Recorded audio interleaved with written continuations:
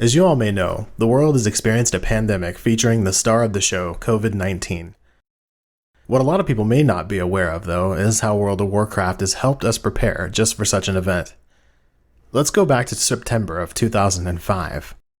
This was the release of World of Warcraft patch 1.7 Rise of the Blood God. This patch brought into play the outdoors-based raid instance Zul'gurub, which during its relevant time was a 20-man raid. The raid's final boss, Hakar the Soul Flayer, had a very unique mechanic that caused some rather unintentional effects which caused a virtual pandemic. You see, once Hakar was engaged in combat, the boss would cast a health-draining and highly contagious debuff spell called Corrupted Blood on players. The spell was a damage over time that ticked every 2 seconds and would spread to nearby allies who would then themselves become infected with the same disease, virtually making them carriers to continue to spread the mayhem. The problem here was that the disease was never intended to leave the zone. Due to a programming oversight, the disease would remain on hunter pets and warlock pets after they had been put away. When the same player returned to town or heavily populated areas and called their pets, the pets would still be infected with the disease and have the ability to pass this on to others, much like an actual virus. Remarkably, what happened after a while were players responding to the spread in a way that societies would respond today, creating encampments or safe zones for people to be cleansed or small outposts where there were no infected.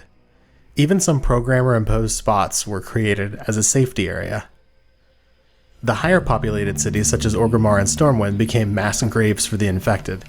This is due to the auction houses, banks, and mailboxes all being within a convenient proximity to each other. Most players had major cities set up as a form of headquarters in-game for themselves.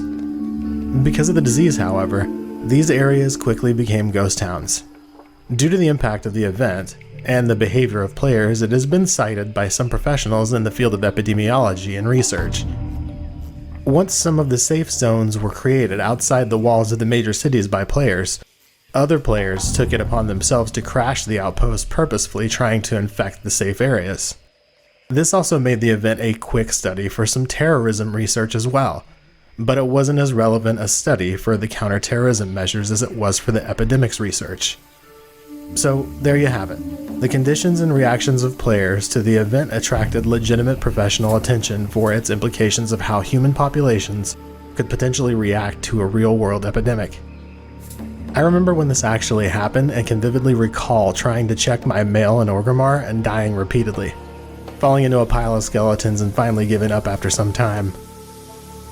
This event went on for days until Blizzard finally patched and reset several times to try and control the spread and implement a fix. I'll leave a link to this event's Wikipedia page if you care to learn more. And that concludes the story of the 2005 Zul'gurub Corrupted Blood Plague. If you like this video, remember to like, subscribe, and click the bell so you're notified of new videos when they come out. And thanks for watching.